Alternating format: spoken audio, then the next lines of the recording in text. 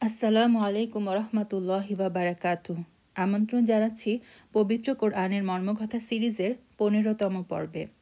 আল কোরআনুল কারিমের ১৫তম পারা শুরু হচ্ছে সূরা ইসরার মাধ্যমে।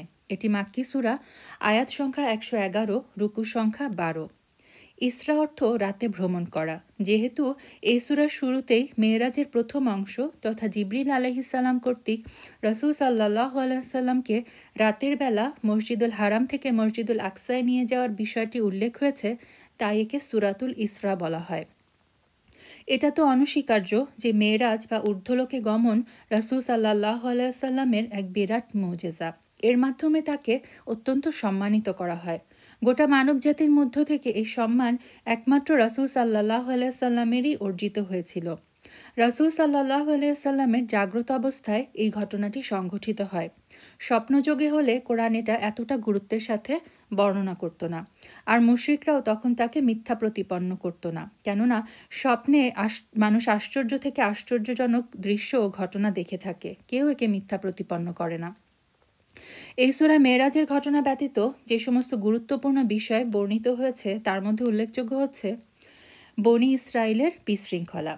বনি ইসরায়েলকে আগেই বলে দেওয়া হয়েছিল, শামে তোমরা দুইবার বিশৃঙ্খলা সৃষ্টি করবে, আর দুইবারই আমি আমার বান্দাদের মাধ্যমে তোমাদেরকে শাস্তি দেব।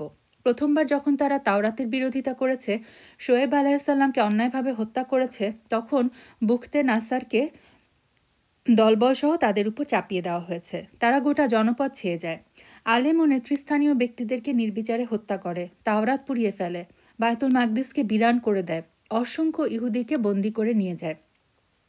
দ্বিতীয়বার তারা যখন হজরত ইয়াহিয়া আলাইহিসসালামকে শহীদ করে, পাপাচারের ক্ষেত্রে সীমালঙ্ঘন করে, এবার ব্যাবিলন নগরীর বাদশাহ বেরডোস বা খেরডোসকে তাদের উপর চাপিয়ে দেওয়া হয়। ইহুদিদের ইতিহাস ফিতনা ফাসাদে ভরপুর। রাসূল সাল্লাল্লাহু আলাইহি সাল্লামের যুগে তারা পাপাচার ও অপরাধের রাস্তা অবলম্বন করেছিল। মুসলমানদেরকে তখন তাদের উপর চাপিয়ে দেওয়া হয়। এ সময় তাদেরকে আরব ভূখণ্ড থেকে বের করে দেওয়া হয়, আর নিকট অতীতে হিটলার তাদের জন্য খোদাই আযাবের রূপ ধারণ করে। কথিত আছে সে অনেক ইহুদিকে হত্যা করে, তাদেরকে জীবন্ত পুড়িয়ে ফেলে। এখন পুনরায় তাদের ফিতনা প্রকট রূপে ধারণ করেছে। দেখার বিষয় হলো আবার কখন তাদের উপর আল্লাহর আযাব নাজিল হয়।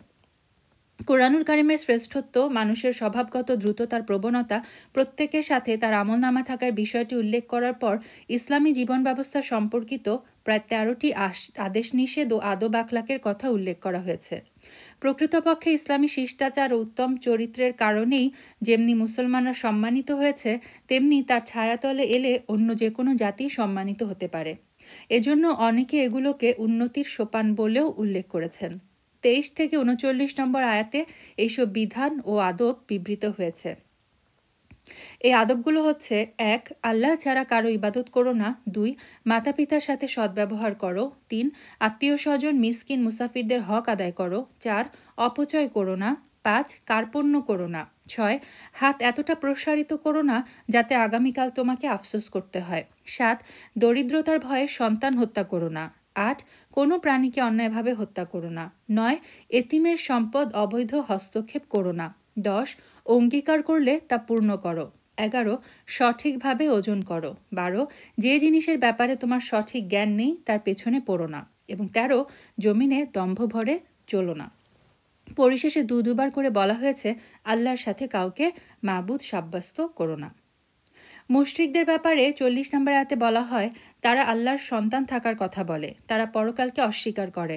বড় আশ্চর্যের সাথে তারা বলে, মৃত্যুর পর যখন আমাদের হাড্ডি চূর্ণ চূর্ণ হয়ে যাবে, তখনও কি আমাদেরকে নতুনভাবে সৃষ্টি করা হবে? রাসূল সাল্লাল্লাহু আলাইহি সাল্লামের নিকট তারা চাক্ষুষ মুজিজা চেয়েছিল। কখনো তারা বলেছে, যখন আমাদের জন্য জমিন থেকে ঝর্ণা প্রবাহিত করে দেওয়া হবে, তখন আমরা ঈমান আনব।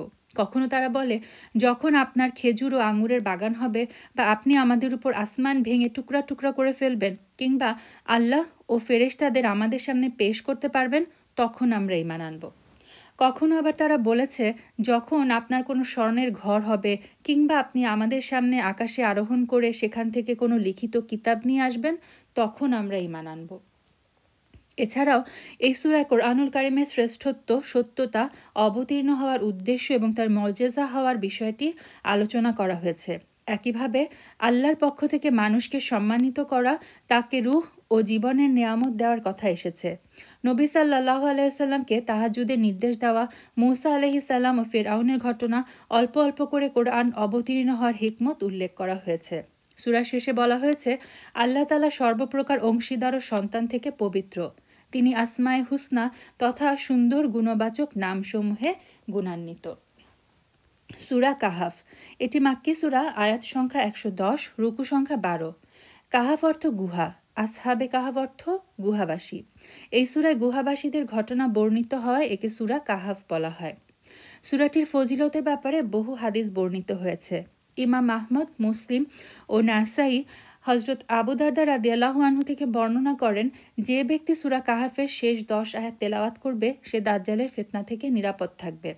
সূরা কাহাফের ফজিলত সম্পর্কিত হাদিসের আলোকে আলেমগণ বলেন, শুক্রবারে সূরা কাহাফ তেলাওয়াত করা সুন্নাহ। রাসূল সাল্লাল্লাহু আলাইহি ওয়াসাল্লাম বলেছেন, যে ব্যক্তি জুমার দিন সূরা কাহাফ তেলাওয়াত করবে, ২ জুমুয়ার মধ্যবর্তী সময়ে তার জন্য আলোকিত করে দেওয়া হবে। সূরা কাহাফ সেই ৫ সূরার একটি যা আলহামদুলিল্লাহ শব্দ দ্বারা শুরু হয়েছে। বাকি ৪ সূরা হচ্ছে সূরা ফাতিহা, সূরা আনআম, সূরা সাবা এবং সূরা ফাতির। সৈয়দ আবুল হাসান আলী নাদভী রাহিমাহুল্লাহ এই সূরার তাফসিরে স্বতন্ত্র একটি কিতাব লিখেছেন, যাতে তিনি বলেছেন, দীর্ঘ চিন্তাভাবনার পর আমি এই সিদ্ধান্তে উপনীত হয়েছি যে এই সূরার বিষয় হল ঈমান ও বস্তুবাদের সংঘাত। এই সূরার সাথে শেষ জমানার ফিতনার বিশেষ সম্পর্ক রয়েছে। দাজ্জাল হবে এই ফিতনার সবচেয়ে বড় পতাকাবাহী। এই সূরা মুসলমানদের দাজ্জালের ফিতনা মোকাবেলার জন্য প্রস্তুত করে। সূরায় উল্লেখিত ঘটনা এবং দৃষ্টান্তসমূহ দ্বারা ঈমান ও বস্তুবাদের সংঘাতের বর্ণনা দেওয়া হয়েছে। সূরা কাহাফে ৩টি ঘটনা এবং ৩টি দৃষ্টান্তের কথা বর্ণনা করা হয়েছে। প্রথম ঘটনাটি আসহাবে কাহাফের। কিছু মুমিন যুবককে বাদশাহ দাকিয়ানুস মূর্তি পূজায় বাধ্য করেছিল। যারা তার আহ্বানে সাড়া দিয়ে শিরক না করত, সে তাদেরকে হত্যা করে ফেলত। এইসব যুবককে প্রলোভন দেখানো হয় যে যদি তারা এই শিরকি আহ্বানে সাড়া দেয়, তাহলে তাদেরকে অঢেল ধনসম্পদ, উঁচু পদ ও সম্মানিত জীবনের ব্যবস্থা করা হবে, অন্যথায় তাদেরকে হত্যা করা হবে। এই যুবকরা অন্যান্য জিনিসের উপর ঈমানের সংরক্ষণকেই প্রাধান্য দেয়। ঈমান বাঁচানোর জন্য তারা ঘর থেকে বেরিয়ে যায়। চলতে চলতে তারা শহর থেকে অনেক দূরে অবস্থিত একটি পাহাড়ের নিকট পৌঁছে। তারা সে পাহাড়ে আত্মগোপন করার ইচ্ছা করে। যখন তারা গুহায় প্রবেশ করে, আল্লাহ তাদের চোখে গভীর নিদ্রা ঢেলে দেন। এমনকি তারা ৩০৯ বছর গভীর ঘুমে আচ্ছন্ন থাকে। ঘুম ভাঙলে তারা ক্ষুধা অনুভব করে। তাদের একজন খাবার ক্রয় করার জন্য শহরে আসে। লোকেরা তাকে দেখে উৎসুক হয়ে ওঠে। গত ৩০০ বছরে অবস্থার অনেক পরিবর্তন ঘটে। পৌত্তলিকদের রাজত্ব বহু আগেই খতম হয়ে গিয়েছিল। তখন মুমিন বাদশার রাজত্ব চলছিল। ঈমানের খাতিরে ঘরবাড়ি ত্যাগ করা এইসব যুবক লোকজনের দৃষ্টিতে জাতীয় বীরের মর্যাদায় ভূষিত হয়েছিল। এই ঘটনাটির মাধ্যমে বোঝা যায় ঈমানের ব্যাপারে মুমিনদের উপলব্ধি থাকা উচিত। আল্লাহ না করুক, যদি কখনো ঈমান ও বস্তুবাদের মধ্যে একটি বিষয় নির্বাচনের পালা চলে আসে, তাহলে তখন ঈমানকে সব কিছুর উপরে প্রাধান্য দেওয়াটা আবশ্যক। দ্বিতীয় ঘটনা হচ্ছে মূসা ও খিজির আলাইহিস সালামের সফর। মূসা আলাইহিস সালাম যখন জানতে পারলেন যে সমুদ্রের তীরে এমন এক ব্যক্তি রয়েছেন যার নিকট এমন জ্ঞান আছে যা তার অজানা, তখন তিনি সেই ব্যক্তির সন্ধানে বেরিয়ে পড়েন। চলতে চলতে একসময় তিনি সমুদ্রের তীরে পৌঁছান। তখন খিজির আলাইহিস সালামের সাথে তার সাক্ষাৎ ঘটে। মূসা আলাইহিস সালাম তার সঙ্গে থাকার অনুমতি প্রার্থনা করেন। কোনো প্রশ্ন না করার শর্তে খিজির আলাইহিস সালাম তাকে থাকার অনুমতি প্রদান করেন। এরপর ৩টি আশ্চর্য ঘটনা সংঘটিত হয়। প্রথম ঘটনায় খিজির আলাইহিস সালাম একটি নৌকা ছিদ্র করে ফেলেন, অথচ নৌকার মালিক বিনা ভাড়ায় তাকে নৌকায় উঠিয়েছিলেন। দ্বিতীয় ঘটনায় তিনি এক নিষ্পাপ শিশুকে হত্যা করে ফেলেন। আর তৃতীয় ঘটনায় তিনি এক জনপদের অধপতিত দেয়াল উঠিয়ে দেন, অথচ একসময় এই জনপদবাসীরাই তাকে খানা খাওয়াতে অস্বীকার করেছিল। মূসা আলাইহিস সালাম এই ৩ জায়গার কোথাও চুপ থাকতে পারেননি। তিনি প্রতিবারই খিজির আলাইহিস সালামকে জিজ্ঞাসা করেছেন, কেন আপনি এমন করলেন? তৃতীয়বার জিজ্ঞেস করার পর খিজির আলাইহিস সালাম তার থেকে পৃথক হয়ে যাওয়ার ঘোষণা দেন। তিনি বলেন, আপনি সামনে আর আমার সাথে থাকতে পারবেন না। তবে এই ৩ ঘটনার বাস্তবতা তিনি তার সামনে স্পষ্ট করে দেন। তিনি বলেন, নৌকা ছিদ্র করার কারণ হচ্ছে সামনে এক জালেম বাদশা ছিল। সেই বাদশা নতুন ও ভালো নৌকাগুলো ছিনিয়ে নিচ্ছিল। আমি তা ত্রুটিযুক্ত করে দেওয়ায় নৌকাটি সেই জালেম বাদশার হাত থেকে বেঁচে গেল। দরিদ্র মাঝির জীবনোপকরণ রক্ষা পেল। শিশুটিকে হত্যা করার কারণ হচ্ছে বড় হয়ে সে পিতামাতার জন্য ফিতনার কারণ হয়ে দাঁড়াতো। তার কারণে পিতামাতারও কুফরিতে লিপ্ত হওয়ার আশঙ্কা ছিল। অথচ আল্লাহ তাআলা চাচ্ছিলেন এই নেককার পিতামাতা যেন সন্তানের মহব্বতে ঈমান থেকে বঞ্চিত না হয়। এ কারণে আল্লাহ তাআলা তাকে হত্যা করার এবং তার পরিবর্তে এক নেককার ও অনুগত সন্তানের ফয়সালা করেছেন। আর পতিত দেয়াল উঠিয়ে দেওয়ার কারণ হচ্ছে দেয়ালটি দুটি এতিম শিশুর। তাদের মাতাপিতা আল্লাহ তাআলার নেককার বান্দা ছিল। দেয়ালের নিচে তাদের ধনভাণ্ডার ছিল। যদি সেই দেয়াল ধসে পড়ত তাহলে দেয়ালটি উঠিয়ে লোকজন সেই সম্পদ নিয়ে নিত। নেককার পিতামাতার সন্তানরা তা থেকে বঞ্চিত হয়ে যেত। আমি দেয়ালটি উঠিয়ে দিলাম বড় হয়ে যেন তারা এই সম্পদ বের করে নিজেদের কাজে লাগাতে পারে। মুসা আলাহিসাল্লাম এবং খিজির আলাহিসাল্লামের ঘটনার দ্বারা আমরা এই শিক্ষা পাই যে আমাদের সামনে দিবারাত্রি যে সমস্ত ঘটনা সংগঠিত হচ্ছে, যৌবনে কারো মৃত্যু চলে আসছে, কেউ দুর্ঘটনার শিকার হচ্ছে, আহত হচ্ছে, কারো বাড়ি ধসে পড়ছে, কারো বা ব্যবসায় লোকসান হচ্ছে, এসবের পিছনে বড় আশ্চর্য হিকমত ও রহস্য নিহিত রয়েছে। দুনিয়ার জাহের বা বাহ্য অবস্থা ও বাতেন বা অন্তর্নিহিত অবস্থার মাঝে বিশাল পার্থক্য রয়েছে। মানুষ শুধু বাহ্যিক অবস্থাটাই দেখে, অন্তর্নিহিত অবস্থা তাদের গোচরে আসে না, সেই পর্যন্ত তাদের ভাবনাও পৌঁছে না। এই ঘটনা বস্তুবাদের ধ্বজাধারীদের বিরুদ্ধে এক দলিল। তারা জাহেরিকেই সবকিছু মনে করে। বিশ্বজগতের পিছনে একজন হাকিম ও সর্বজ্ঞ সত্তার অস্তিত্ব থাকার বিষয়টি তারা অস্বীকার করে। তৃতীয় ঘটনাটি জুলকারনাইনের, যেটা ১৬তম পাড়ায় আমরা জানবো ইনশাআল্লাহ। আর এই ৩টি ঘটনা ছাড়াও এই সূরায় ৩টি দৃষ্টান্ত দেওয়া হয়েছে। প্রথম দৃষ্টান্তটি ৩২ থেকে ৪৪ নম্বর আয়াতে ঘটনা আকারে উল্লেখ করা হয়েছে। ঘটনাটি এক ধনাঢ্য ব্যক্তির, যে ফলে ফুলে সমৃদ্ধ একটি মূল্যবান বাগানের মালিক ছিল। এছাড়াও সম্পদ উপার্জনে তার অনেক মাধ্যম ছিল। সম্পদের প্রাচুর্যের কারণে সে অহংকার করত, বড় বড় কথা বলতো। তার মনে একটা ভ্রান্ত ধারণা তৈরি হয়ে গিয়েছিল যে এইসব সম্পদ সারা জীবন থাকবে, কখনোই তা নিঃশেষ হবে না। তার বিশ্বাস ছিল কখনোই কেয়ামত হবে না, আর যদি হয়ও তাহলে তখনও সে সুখী জীবন লাভ করবে। তার এক মুমিন বন্ধু ছিল।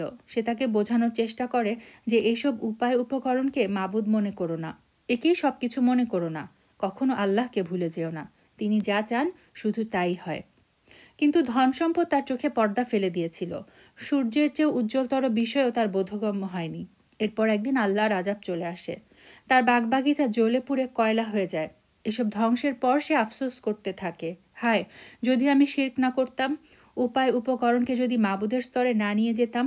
কিন্তু এই আফসোস তার কোনো কাজে আসেনি।